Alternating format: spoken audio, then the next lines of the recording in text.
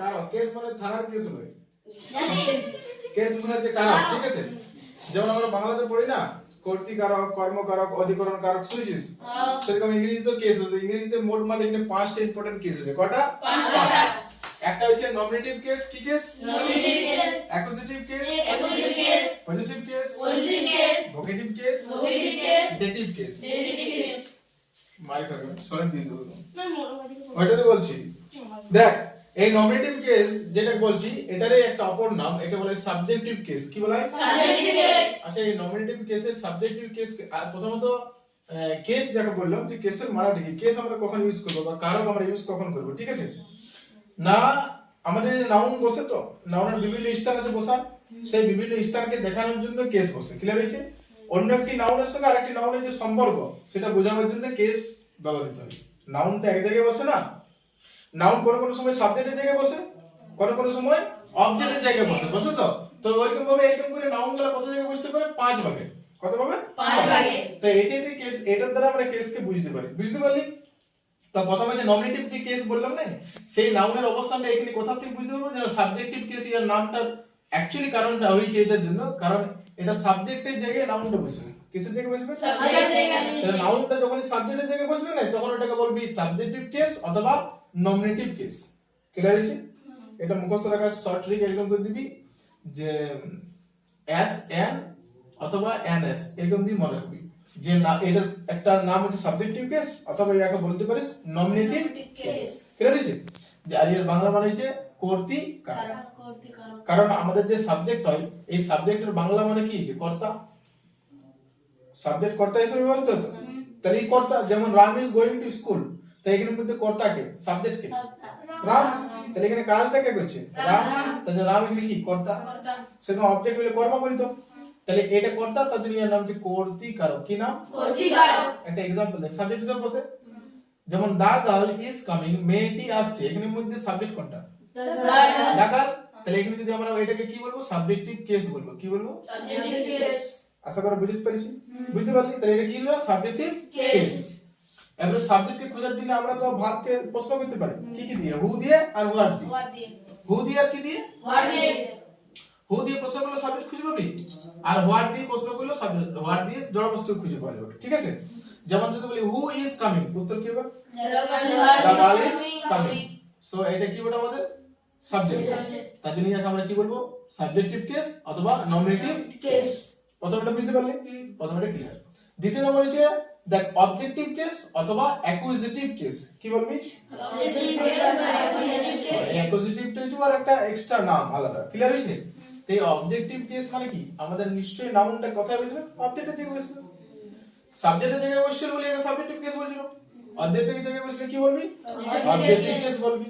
আর অবজেক্টের বাংলা মানে হচ্ছে কর্ম। কি নাম? কর্ম। তার জন্য এর নাম হচ্ছে কর্মকারক। কি নাম? কর্মকারক। হ্যাঁ, এটা অবজেক্টের জায়গায় বসবে। কোথায় বসবে? অবজেক্টের জায়গায়। যেমন দা বয়, ছেলেটি ইজ রিডিং এ বুক, তাহলে ছেলেটা দা বয় ইজ রিডিং হোয়াট? বুক। এ বুক। এটা উত্তর দিছে। তাহলে এটা আমাদের অবজেক্ট বলে। কি বলে? অবজেক্ট। তার জন্য এই নাউনটা আমাদের অবজেক্টের জায়গায় বসেছে বলে এর নাম হচ্ছে অবজেক্টিভ কেস অথবা অ্যাকুজিটিভ কেস। Got it?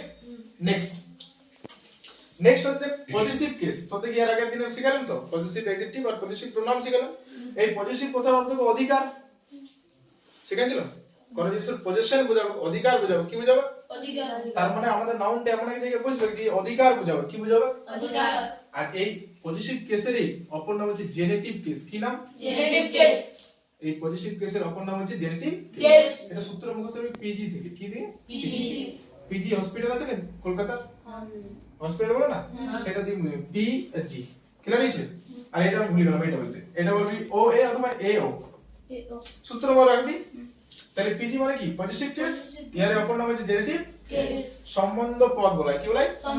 সম্বন্ধ বোঝাবে, অধিকার, অধিকার বোঝাবে। যেমন দেখ দিস ইজ রাহুলস বুক, তাহলে এই বইটার ভাগ কার উপর আছে?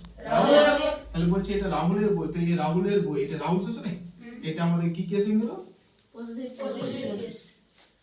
ক্লিয়ার হয়েছে? মানে এই বইটার উপর ভাগ কার আছে? রাহুলের। এটা অ্যাপোস্ট্রফি। এটা কি বলে? এই যে দিয়ে আছে না, এটাকে অ্যাপোস্ট্রফি বলা হয়। কি বলে? অ্যাপোস্ট্রফি বসে এটা ইউজ হয়েছে। ক্লিয়ার হয়েছে? তাহলে আমাদের এটা পজিটিভ কেস। নেক্সট হচ্ছে ভোকেটিভ। ভোকেটিভ কথাটা হচ্ছে সম্বন্ধকারক বা কাউকে ডাকা। কি বলবি? সম্বন্ধকারক যখন আমরা কাউকে ডাকবি না হুম। তখন ওইটাতে আমাদের ভোকেটিভ কেস হয়ে যাবে। যেমন আমাদের আকাশ কাম হিয়ার, তো প্রথমে আকাশ বলে ডাকলাম, তো সেই আকাশ যে নামটা ডাকলাম না সেটাই হচ্ছে আমাদের ভোকেটিভ কেস। আকাশ একটা নাউন বটে। যেমন আমি বললাম মাদার, মানে তোর মা আছে, তোমার মা এক গ্লাস জল দাও, বলিস তো mother please give me a glass of water. তো এই মাকে প্রথমে যে ডাকলি না তুই, এইটাকে আমরা বলবি ভোকেটিভ কেস। কি বলবি? Vocative case. কোন অসুবিধা? এবার লাস্টের যে কেসটা আছে এটা সহজ। ডেটিভ কেস হচ্ছে সেই সব কেসগুলো বা সম্প্রদান কারক যেগুলোতে আমাদের ইনডাইরেক্ট অবজেক্ট ইউজ হবে। কি ইউজ হবে? Indirect object. অবজেক্টকে কবে ভাগ করা হয়? দুভাগে। ডাইরেক্ট আর ইনডাইরেক্ট। ইনডাইরেক্ট। তাহলে ইনডাইরেক্ট অবজেক্ট সব প্রাণী বুঝাবে তো, আর ডাইরেক্ট সব জড় বস্তু বুঝাবে। তো ইনডাইরেক্ট অবজেক্ট যেমন কোনটা? এই যেমন আই লাইক হিম, এই হিমটা কি ওঠে? Indirect object. ইনডাইরেক্ট অবজেক্ট হয়, সরি এখানে একটু ভুল হলো, এটা ইনডাইরেক্ট অবজেক্ট উদাহরণ হবে না। এটা বলতে হবে যে আই মেড হিম প্রেসিডেন্ট। কি বানালাম? তাকে আমি প্রেসিডেন্ট বানিয়েছিলাম। ঠিক আছে? তো দেখ এই আই মেড হিম এটা হচ্ছে ইনডাইরেক্ট অবজেক্ট। ক্লিয়ার হয়েছে? এটা হচ্ছে ইনডাইরেক্ট Object. অবজেক্ট। আরেকটা ভালো করে বুঝতে পারছি যদি एग्जांपल দিয়ে দাও, এটা বুঝবো।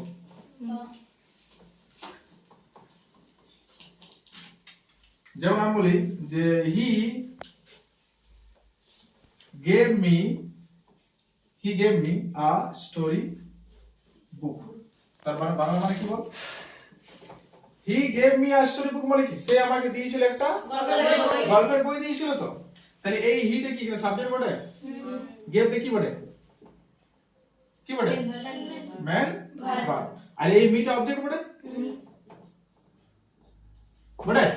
সে আমাকে দিয়েছিল, কি দিয়েছিল? একটা স্টোরি বুক, এটা অবজেক্ট বটে। তাহলে একটা সেন্টেন্সে দুটো অবজেক্ট আছে। তাহলে একটা ডাইরেক্ট অবজেক্ট, একটা Indirect।